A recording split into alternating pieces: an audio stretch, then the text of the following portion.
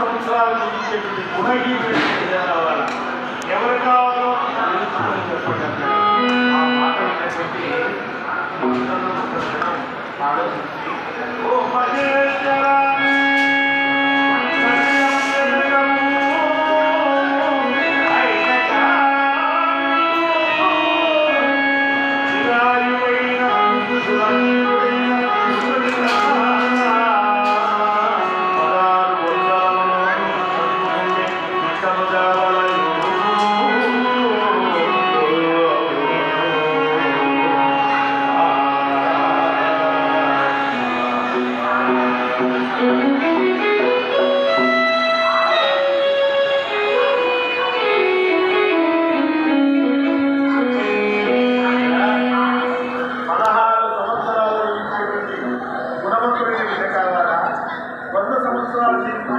గుణహీనమైనటువంటి కావాలా?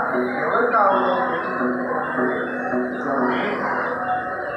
కులమునందు ఒక్క గుణవంతుడు కలిగిన గుణములై వాళ్ళు గుణం అంటారు. గుణవంతుడు కలిగితే 7 తరాలు 7 తరాలు ఇస్తాయి. అలాగే దుర్మార్గుడు కలిగితే కూడా 7 తరాలు నశిస్తాయి. కనుక వాళ్ళు గుణహీనమైనటువంటి కూడా అంగీకరించారు. గుణవంతుడైనటువంటి బిడ్డ కావాలి. అలాంటి బిడ్డలు ప్రసాదించండి అంటే అలా ఉన్నాడు పరమేశ్వరుడు. పక్కనే ఉంది పార్వతమ్మవారు.